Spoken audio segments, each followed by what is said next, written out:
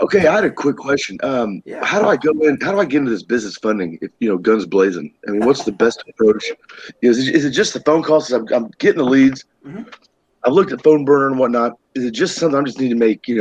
Just make the phone calls with these guys and get a script developed, or what are your thoughts on the most Sure. effective way? Sure. So a business. So you mentioned phone burner. So it's about Right. $138 a month. You can load up lists of leads, and it just auto dials. That's what you're talking about, right? Right. Phoneburner.com. Right. Got it. Correct. Yeah. Do you have a bunch of leads that you plan on putting through there, or you were just taking a look at it?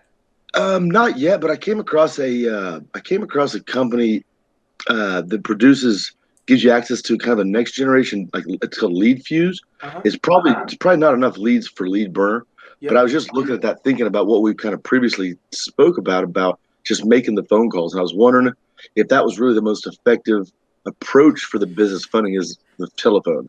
Absolutely. So this is a great topic. So first of all, we have thousands and thousands of business funding leads, Kyle. So if you really want to Okay. dive into business funding and you want to pound the phones, I got you covered, man. So don't worry. After Okay. this, I'll shoot you an email. I'll send you a couple. Yeah. I'll send you 1,000 leads. Have fun.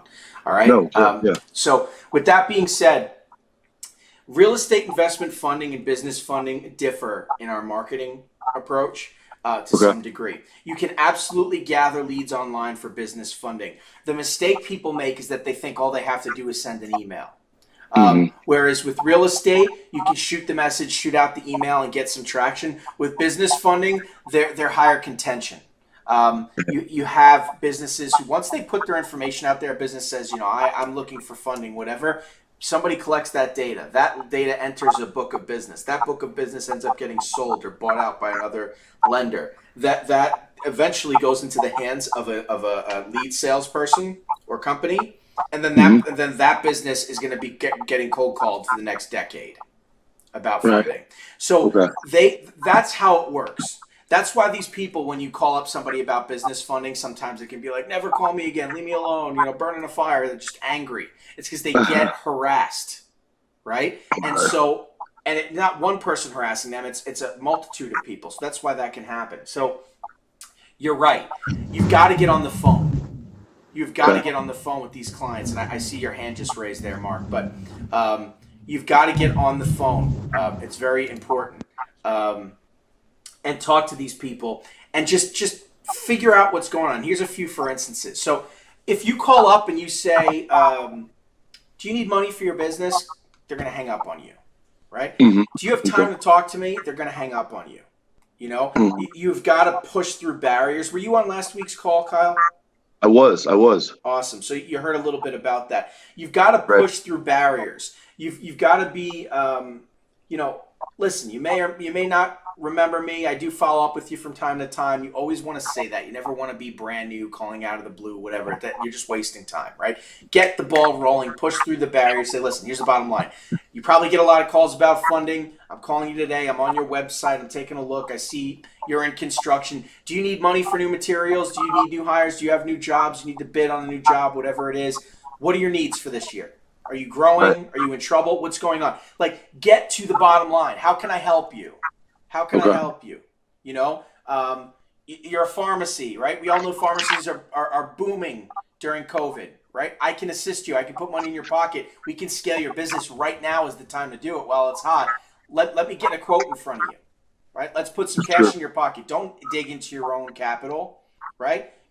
Let's improve stability, right? Whatever it is, like figure out why they want to talk to you right away, Okay. and then don't take no for an answer.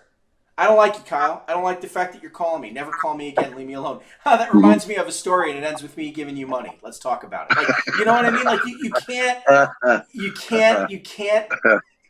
be fearful of the situation. What's the worst that can happen? They say no. Sure. If they're just saying no, no, no, no, no, just use that call as an exercise to learn how to get around objections. And then but yeah, phone burner is a terrific tool. If you have a bunch of data that you've accrued, you can put it through phone burner and just keep it calling. Click the voicemail button right? When you get somebody's voicemail, you move on to the next one. You can put notes in as you're talking to people. So the next time you call them, right, you have those notes in front of you. You know their, mother's maiden name, their favorite sports team, right? The what they said to you last time, a joke that you made that they laughed at, whatever it is. So you can help connect with them the second time. In business funding, you want 5 to 7 connections before you scrub someone off your list. Okay. So you want to keep following up with people. You don't want to just call once and never call again kind of thing. You may catch them and they're in a bad mood. You call them a week from now and their kid just hit one out of the park in the championship game and they're flying on a cloud. You just happen to land them and now they want to talk to you because they're all happy. Something to think about. Christopher, did you have something to add there? Yeah, and just thinking as far as business funding is understanding. This is where being specializing in something makes a lot of sense and knowing what you're targeting after. Every industry has a pain point, and let's say construction, roofing. We all know that lumber prices have gone up. If they're a manufacturer and they're dealing with cardboard or something, these prices have gone up. The cost of the raw goods has gone up, and so I'll give you an example. I had someone on the phone. They sold some prior stuff. They're factoring it, but the pricing has not. Their raw costs went up, so now they need more money to pay for the additional costs before they can pass it on to the client. So if you understand the market and what's going on in the arena of the business owner you're calling, you can kind of lead the conversation after you get past the gatekeeper about, I've noticed a trend in your industry of X, Y, Z.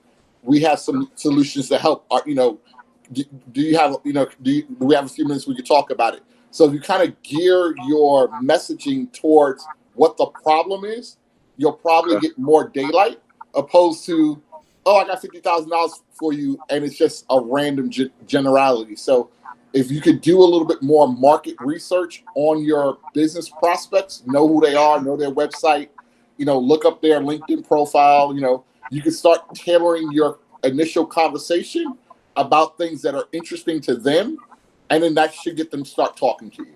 Great points. And current events are important for the industry as well, right? I was just wondering, you're in this particular space. I saw this in the paper. I saw this changed in your state, right, in the country, whatever the laws were.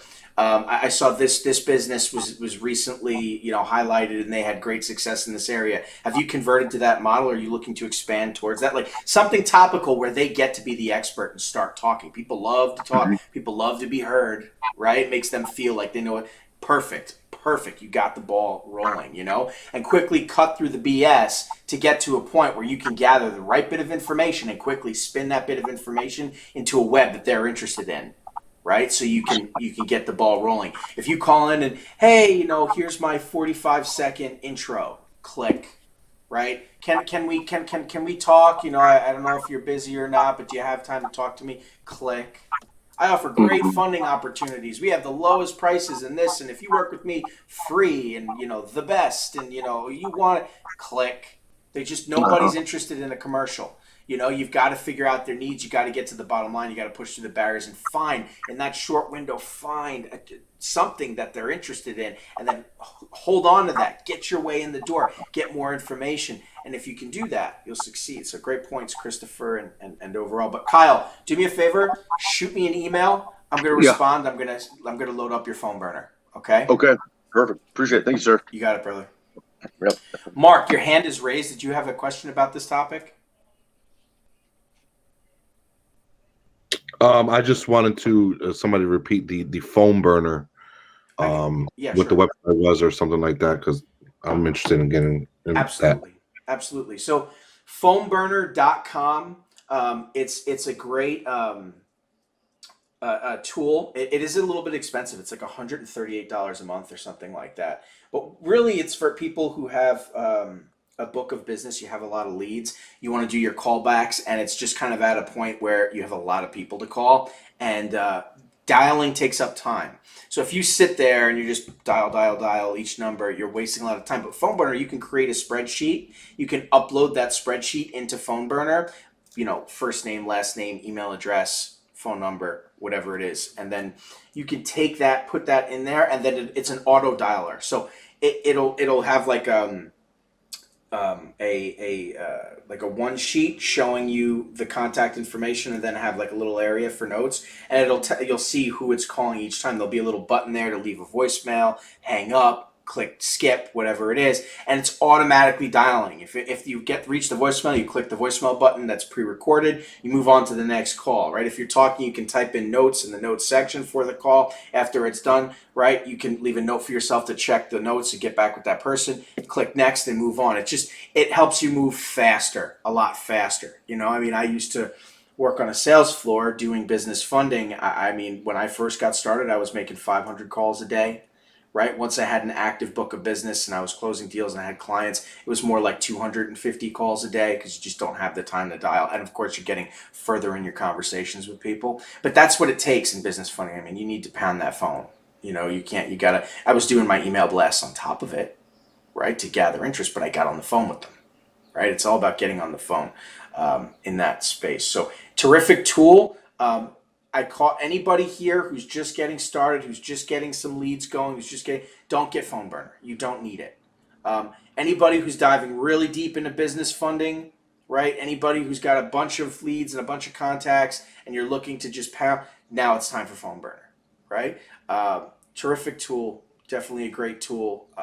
You gotta attack your data. You gotta sift through it. The good thing too is, you can actually, I forget what I called the button. You can actually name your buttons, but if it's a bad contact, you have buttons for that as well. You can put clients into a bucket where you like do not call again bucket, right? And so if you started with a list of 500 names and you can whittle it down to 50 names of people that are interested, and everything else goes on the do not call or the whatever else, it's good. It helps you, to Christopher's points earlier, it helps you sift through that data and get to smaller and smaller and smaller lists, so that you're focusing your attention on good prospects. So great tool there.